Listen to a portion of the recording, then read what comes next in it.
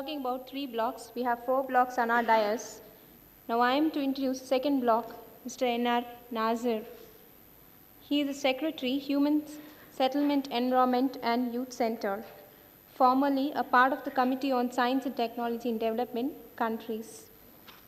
He is a member of Government of India Expert Committees on Environment Impact Assessment, Ministry of Environment and Forests, and Habitat 2 Key Group, Ministry of Housing and Urban Development. He is Life Member and Executive Committee Member of Indian Federation of UN Association based in New Delhi and Life Member of Tamil Nadu UN Assembly. He is also former UN Students Association in the years 69 to 70 as a part of Madras University, and he is Secretary of the World University Service to the huge complex at Spurtank Road. I think most of us would have seen this. It's in Chetpit, which was put up by him. We have a lot of lists to read about him. And now may I call upon you, sir, to come and deliver your speech.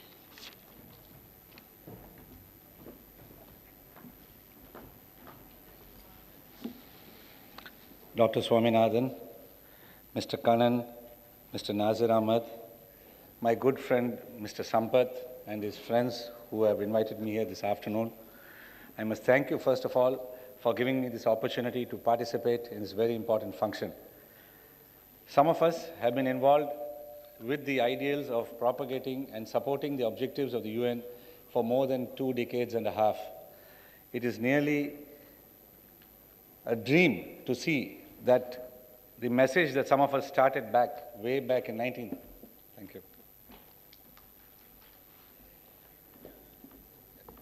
way back in our college days, and I see a lot of schools represented here and a lot of college young people. I'm thinking back of my days when I started the UN Students Association in 1968, 69, 70.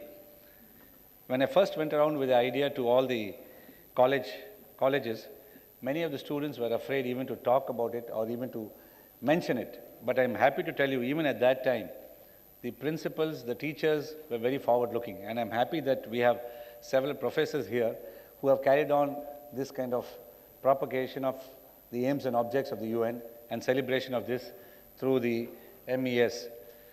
The point is very simple. Unless we have some objectives to look forward to, we cannot go very far. If someone was to ask me, Mr. Beda, why are you still active in this area? I think while we have achieved a lot, there has been a lot of criticism this morning of what the UN is. There are 36 wars supposedly going on. There are so many things which one would desire not to take place, whether it's with our neighbor Sri Lanka or anywhere else. There are hundreds of more things which have not taken place because of the UN. I can give you any number of examples, but what I would really like to do is reduce my time in speaking and leave it with the permission of the chairman or the professor that we have at the end of our speaking session at least 15 minutes of dialogue, and then the introduction made by Ms. Jayashree that all of us might go to sleep will be avoided, because I would prefer that some of you all who are interested can ask us questions. We are very closely associated with many things happening with the UN. I, for one, have been involved in the environment field way back from 1970. And that is why I'm on the highest level committee in the country in the Environment Impact Assessment, which is a part of the UN's objective. As you know, the UN has many side bodies, like we had Ms. Kim in the morning, who was with the UNICEF. Similarly, there is an organization called United Nations Environment Program, which is another international body like UNICEF, though not as big or having that much amount of money, but it's situated in Nairobi. And there's similarly another body, which is again part of the UN, a separate setup, which is called United Nations Center for Human Settlements. Now, the UNEP decides on all the environmental issues without which we will not be able to exist soon. In fact, in today's papers, you must have seen this morning that India and China just won a situation with the US, which claimed that India and China were responsible for a lot of the ozone depleting materials in the food that we are manufacturing because we are so many people. But this is how wrongly things are being conveyed. The US constitutes hardly 2% of the world's population, and they are consuming more than 40% of the world's resources. Now, this is the way that wrong things are being done. Per man to man or woman to woman, we are much better in terms of living and in styles of the way that we do things than in most of the Western countries. And this is the message that should go back through the UN. But rightly mentioned by our speaker, maybe they won't take countries like India because they feel it a threat to their position. But I'll be probably bringing it to your notice that India was offered the UN seat when the UN was started. And in our own tradition of morality and ethics, we refused the seat and said the seat should go to China because at that time, though China was not taken and it was the Republic of China which was made a member earlier, we said that they should get the seat and not India. Otherwise, this question of India getting a seat was a pre-gone conclusion way back immediately after our independence. Because we were one of the few countries which has been taken up the leadership, as you've seen, whether it's in the Commonwealth or in NAM, non-aligned meet, that we have had this position. Then coming back to what I was trying to tell you about the UN Center for Human Settlements. All this is because our population, because our numbers have increased. Just imagine, now we are probably about 150 or 200 strong. If we had in this place alone another 9 times, say 1,800 people in this room, in the same amount of space that we are that we are using up, how would we be? This is the situation with America, for example. It is 3 times nearly our size, and 1/3 in the population, or much less than that. And imagine that it's 9 times roughly, 3 into 3, 1/3. So 9 times, and it has the resources, as I said, 40%.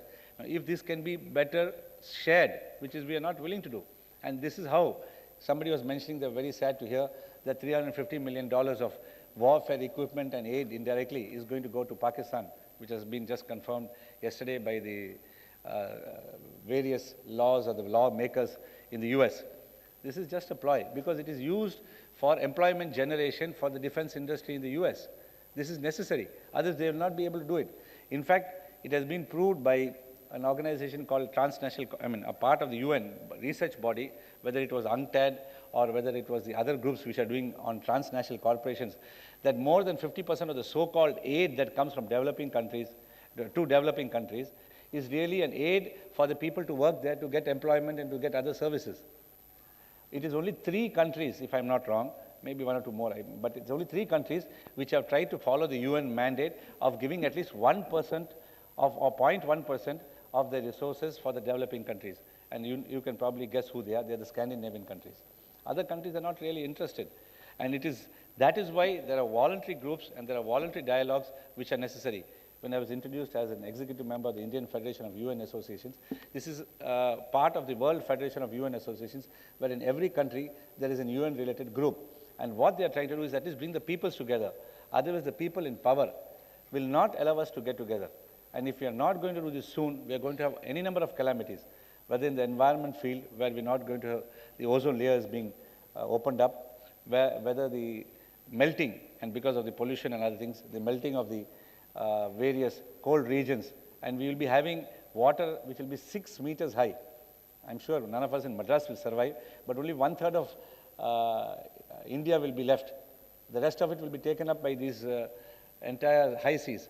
Now, why I'm talking about all this is because while most of the discussion has been on peace and other related areas, I want you all to understand of these many other roles, the dozens of other roles that the UN has taken besides peacekeeping. While yes, peacekeeping is an important part of the UN's activities, it has brought about awareness in the entire livelihood of the human person or the human being, whether it is in the environment field, whether it's in the habitat field, the FAO, as you know, in the food and agriculture, the ILO in the International Labour Organization, or you take the WHO, World Health Organization.